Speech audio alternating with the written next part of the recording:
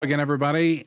Scott Casper, Takedown Wrestling. Following an interview earlier on Inside MMA, ONE FC welterweight champion Ben Askren was supposedly, or I guess supposedly, cut off by host Kenny Rice and Boss Rutan. Did it happen that way? Let's go to the man himself, Kenny Rice, longtime respected journalist. Kenny, how are you? Scott, my friend, I'm good. Always good talking with you. It's always good talking with you, too. Let's get down to brass tacks. You had Ben Askren on your program, Inside MMA, on HDNet, part of the big programming that's provided in coverage of the sport of mixed martial arts. How did the whole thing go down? Set it up for us. Well, he had a 4-minute segment, and Ben was on for 5.5 minutes. That is 5.5 minutes. So we'd already gone way over time. And he once again reiterated how much he dislikes Dana White and the UFC. We all kind of know that. That's old news. It was being regurgitated by it. And then he got into allegations that none of us can make, about employees and about other organizations versus the UFC, things that you don't have anything to back it up. You've seen our show many times, Scott.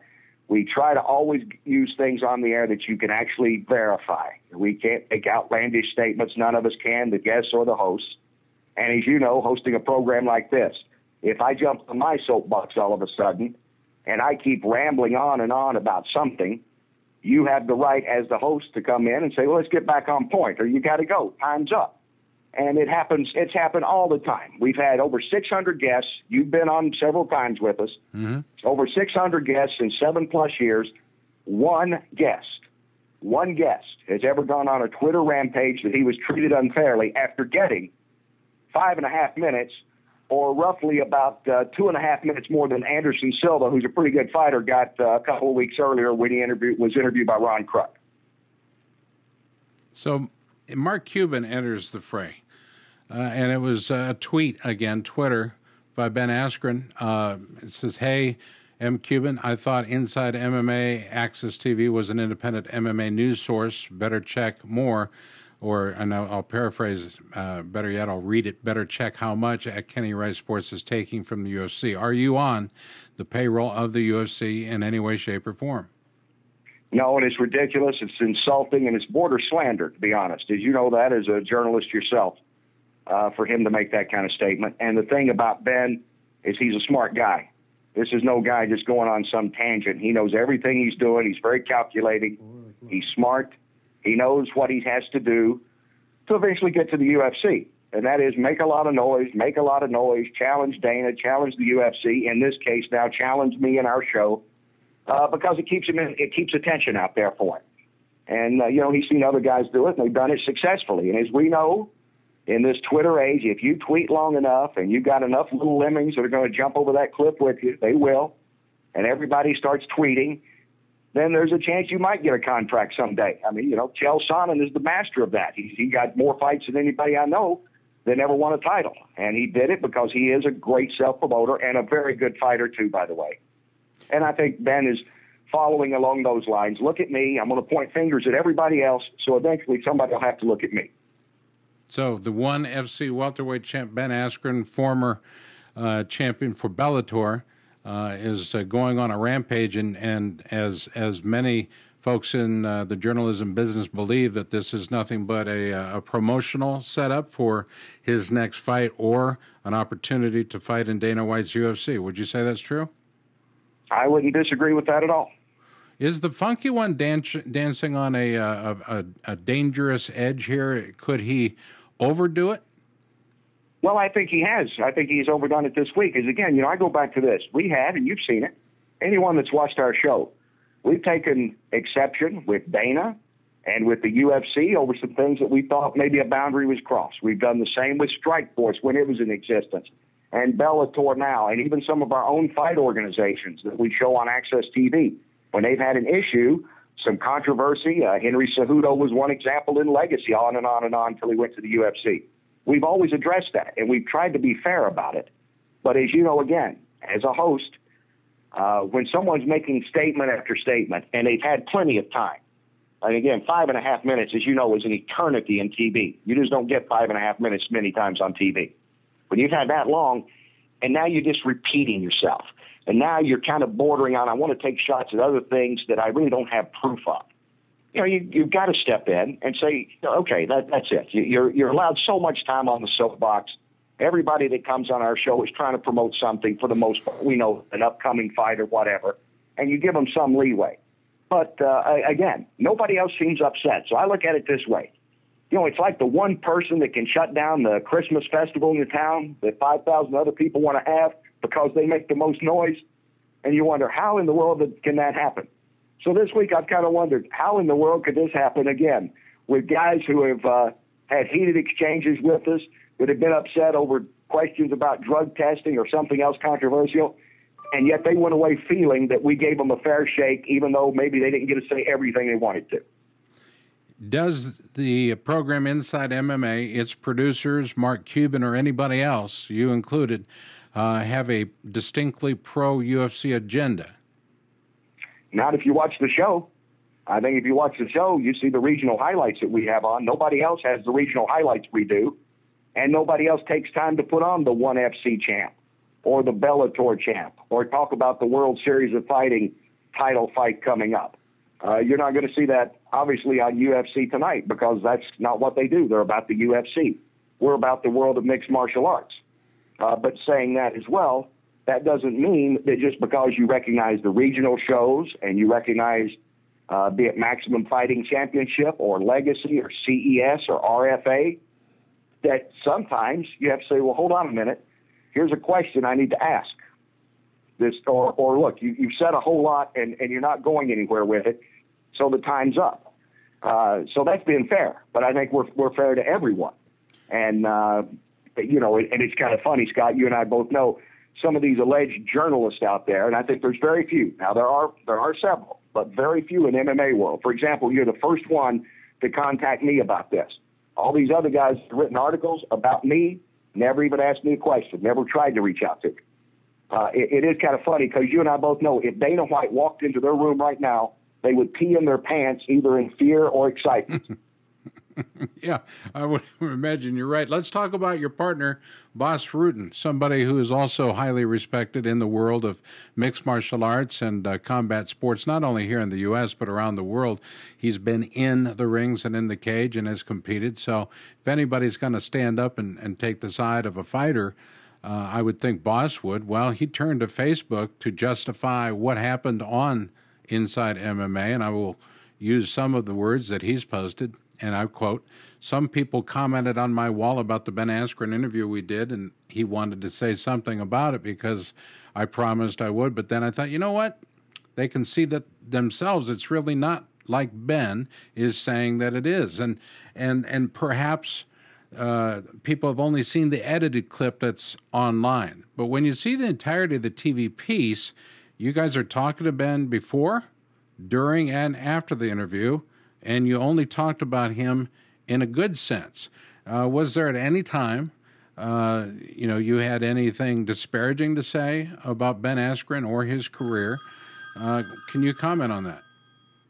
No, we didn't. And if you look at the way it was cut off, Ben was droning on and on and on. Once again, let me tell you, I don't like Dana. I don't like UFC. Well, that was probably the third or fourth time he'd visited that. So that point was clear. He had made his point and made it again and again. And again, he goes into, and there's employees over there that don't like it either. Well, you got to give a for instance on that. You can't just make a blanket statement. You know that, Scott. You've watched our show. We don't let anybody make blanket statements without some proof.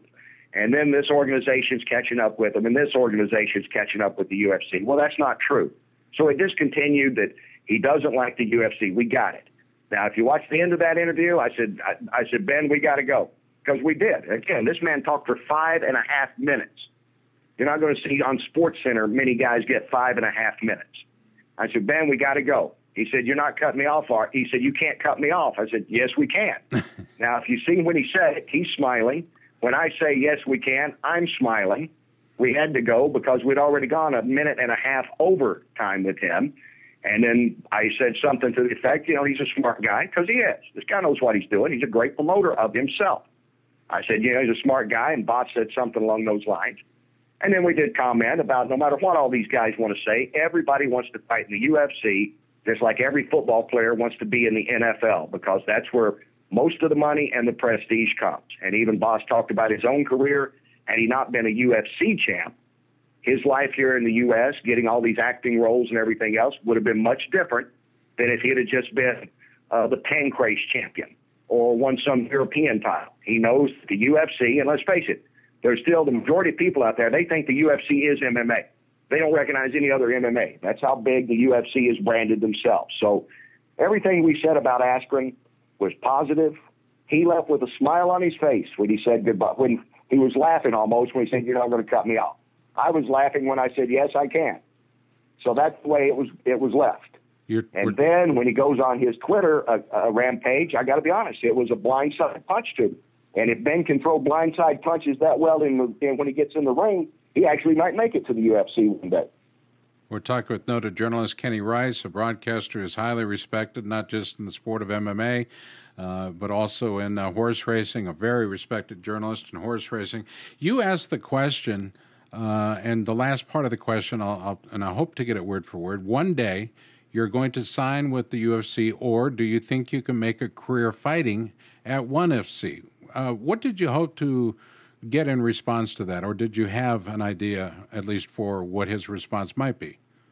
Well, he agreed early on. He agreed at some part of that interview, by the way, when I said at one time, aren't you kind of chasing windmills here to continue to fight against the UFC? Don't you think, that I'm not sure, I can't remember the exact way I worded it, Scott, but it was something, the gist of it being, don't you think that you have to, for prestige and for your own satisfaction, fight in the UFC one day? And he said he 100% agreed with me on that. So he agreed that he wants to be in the UFC one day, or would go that direction if a contract's offered. So when I asked, he was telling me how good it is. I just wanted to know. Let's face it, roll off the names of all the ONE FC contenders that he's beat. And nobody can. I mean, they're not that well known an organization in the U.S. They've got some good fighters, but not great fighters. And, Ben is by far the biggest fish in that pond over there right now. So that's what I'm wondering at one point. Consider we have guys that fight on our own network for RFA and Legacy and CES, like Rob Font at CES. Yeah, they all were glad to win their belts there, but they all wanted to get to the UFC the first opportunity they could, because they do know it's money, it's prestige to say I'm a UFC fighter. All right, so his response was, I can definitely make a career fighting at ONE FC, and then he goes back to the attack on the UFC and Dana, and then you cut him off. And this is perhaps what people still have or are having a problem with. And Kenny, you then ask at cutting him off, and I understand your producer is in your headset, telling you to wrap it up. But, quote, this is a quote now, everybody wants to fight in the UFC. Don't you want to be the best in the world?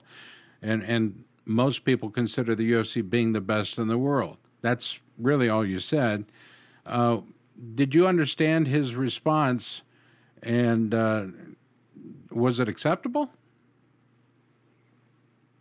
Well, I guess if I asked the question, it wasn't. Okay, so this is when he said, I agree 100%, when I asked that. Right. And he agreed with me. He did. So that's what I was trying to get to, because the question before that then, okay, the question before that was, do you want to fight, are you happy? Can you be happy in the UFC? So it's this way, Scott. If you say, Kenny, are you really happy doing what you do? And I say, yeah, I'm really happy doing what I do. But let me tell you everybody I hate now for a few minutes. And I'm not going to explain to you why I'm happy what I do. So Ben was saying, yeah, I'm happy I can make a life in the UFC or in ONE FC, but I hate everything in the UFC, basically. So to me, if you're so happy in one organization, why do you have to bash another organization? I was just trying to get him back on point. And again, it's like you having me as a guest now. When you're a guest, you have an obligation as well to have something to say. And if you can't say it, especially in 5.5 minutes like he had, then you don't have anything to say. And it's just going to be regurgitation of your own platform. Yeah, I hate the UFC, and no matter what you want to talk about the ONE FC, because let's face it, outside of Askren, there's not a lot to talk about in ONE FC that generates interest in the U.S. Do you think his ultimate goal is to get Dana's attention, is to get the UFC to extend an offer, and is to set up an eventual fight that'll reacquaint the two great college wrestlers that they were, Ben Askren and Johnny Hendricks? Do you think that's what he's angling for? I don't think there's any doubt. As a matter of fact, when he was on prior to this, I think we let him go a little too far. If there's anything we should apologize is to Johnny Hendricks when we had Askren on the first time around, when he went on and on about Johnny Hendricks doesn't look like he's in great shape right now, which he isn't because he's coming back from shoulder surgery, as you know. And he went on and on about Johnny, you know, how he wants to face Johnny. It's almost Johnny's avoiding it. Well, Johnny's in a different organization. And as you and I know, it ain't like they're going to set up a fight in Kansas to decide this Missouri-Oklahoma State rivalry. There's no money in that for either one of them. So, yeah, I think he wants to get to the, everybody wants to get to the UFC, Scott. And that's not a pro-UFC stance. It's just a simple fact. And like I say, guys in our own organization want to be at the UFC eventually. So I think that Ben has an agenda. Ben's a smart guy. He knows that if I keep saying, look at me, look at me, look at me, or better yet, in his case, look at Kenny Rice. I don't like him. He's pro-UFC. I hate Dana White. He's a bully. I hate the UFC. So I'm going to point fingers at everybody else to draw attention to me. Because really, that's all he's done on Twitter. He's not really justified his career to be in the UFC. He's just wanted to take shots at everybody else. And I would say just go out there then and start beating some named guys, and you probably will get the UFC's attention a lot faster. Mark Cuban obviously enters into the fray on this. What has been his comments to you, Simon, the production staff? What are you hearing from the balance of the people you work with and work for? I haven't heard a thing from Mark. I've talked to Daryl Ewald, our executive producer, a couple of times. For whatever reason, they decided, not me, they decided that an apology was necessary. I think apologize for what? For giving a guy 5.5 minutes, letting him make his case. He made it clear. And then you cut him off in a happy manner. He seemed happy. Everybody's smiling. We didn't say one thing about him. Believe me, we've had other guests on that I thought it did end a little awkwardly with. But I didn't think this one did. So it's like, so Ben's entitled to discuss things as long as he wants. But we got to limit Randy Couture when he's on, or John Jones when he's on, or Johnny Hendricks when he's on. It's the culture though of these kids today, and it really is. It's all about the internet. It's all about, if I got more Twitter followers than you, then I'm important. I'm more important than you. And if I just keep ranting about something, somebody's going to look at me, and somebody else is going to jump in. And, that's really just the world that it is today. I think some of it's fine, some of it's funny. But I do think there gets to be mean-spiritedness and self-serving and self-indulgence. And that's the part that is the sad thing about the Twitterverse as it is. There's good information to get, and you have to read through a lot of junk sometimes to get it. Social media has become a bit of a two-edged sword for some. You've had many guests on over the years, some more controversial than others, and I'll just list out a few. Mayhem Miller, Don Fry, who's a very difficult one to control, at least in part with language, Nick Diaz, Michael Bisping, Tito Ortiz, Rampage Jackson, and Dana White, and nobody's ever complained with the exception of Ben Askren. And to know Ben, that's in his nature.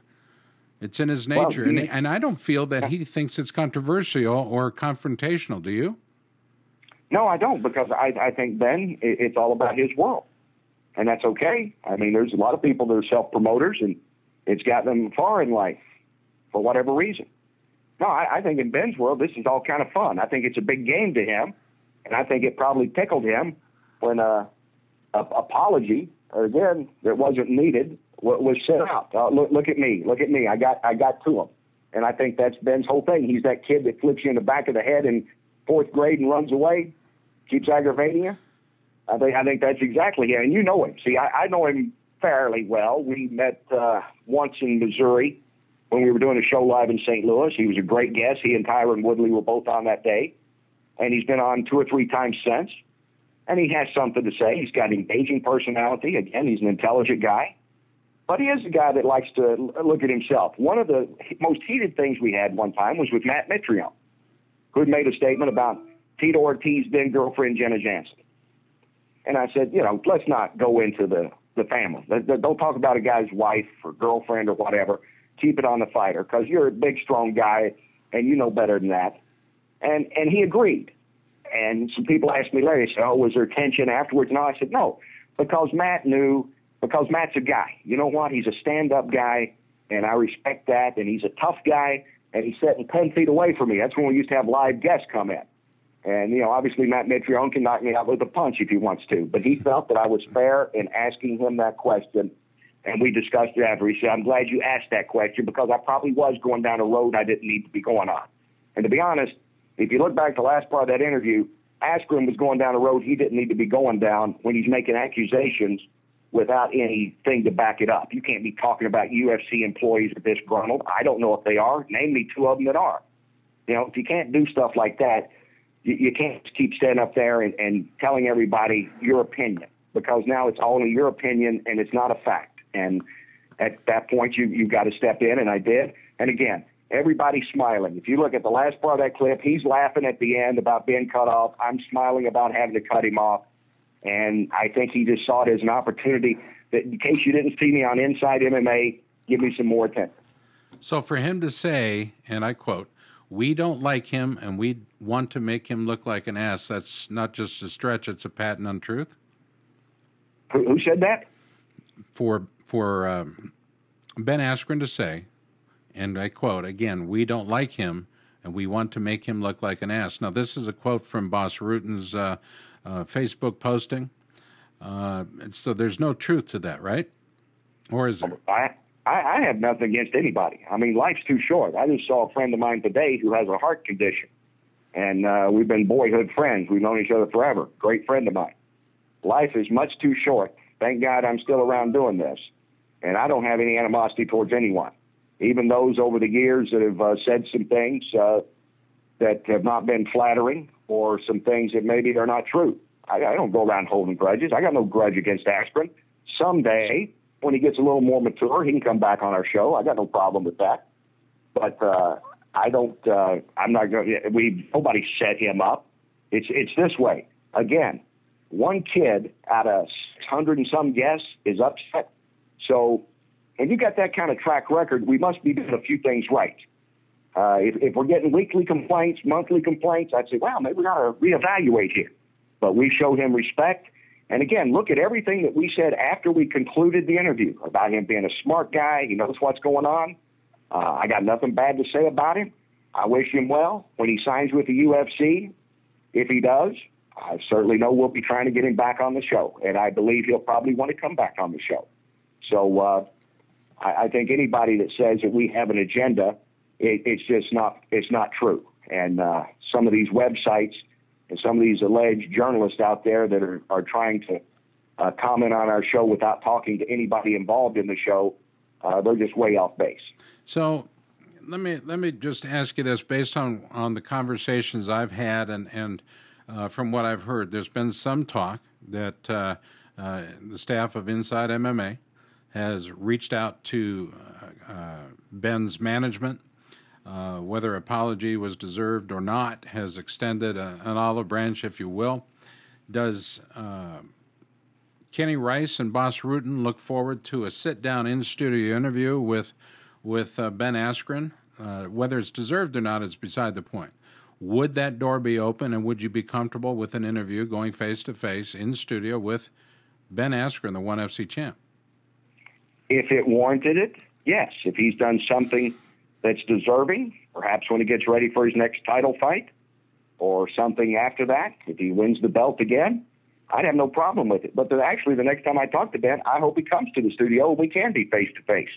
It certainly clears everything up. But again, when we left it the other day, nobody seemed to have any ill feelings. And our producer, Mike Ricci, did tell me that he contacted the management of Askren just to make sure that there were no hard feelings. And apparently, from what I get from Ricci, our producer, there's no hard feelings.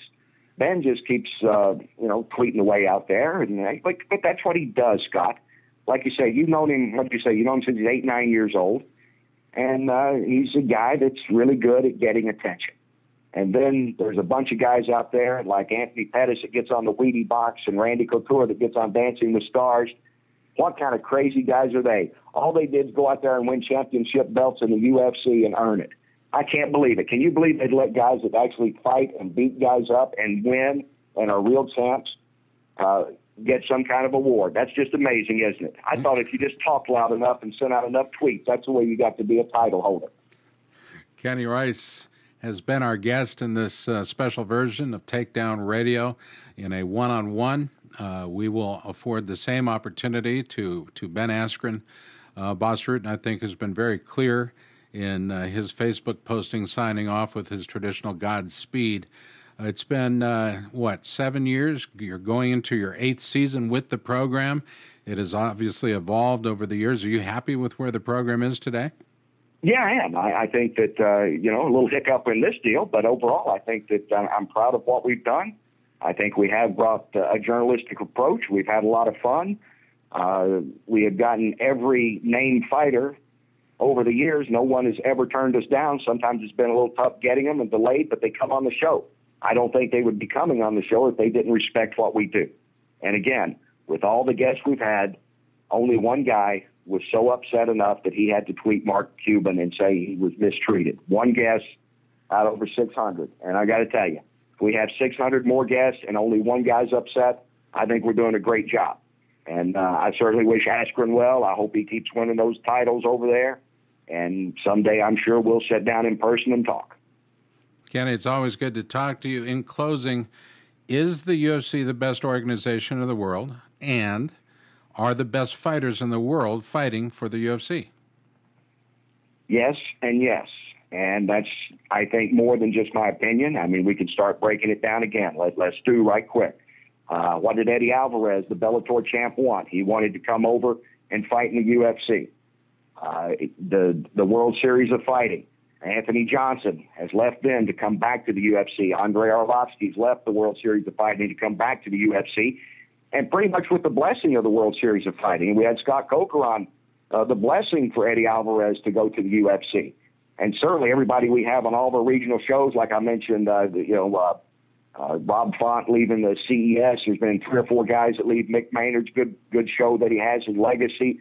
Ed Soares, RFA, basically is like a AAA now for the UFC. They're trying to get guys there. So, I mean, you've been around enough. You've been around longer than me on this sport, Scott. I mean, it seems like everybody that's really good wants to fight in the UFC, and I think they've got just about all of them.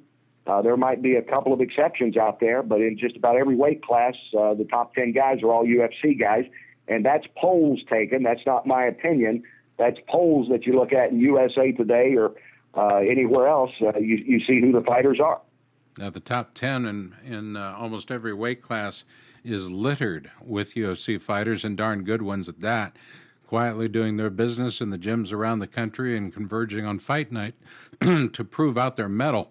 Our guest has been one of the best journalists in this sport and a guy I've known for a long, long time. And let me share with you, fans, I've never known Kenny Rice to speak ill of anybody, let alone a fighter that he's interviewed. So I think Ben may be stirring the waters to perhaps get the attention of one Dana White and the UFC. If in fact he does, good for him.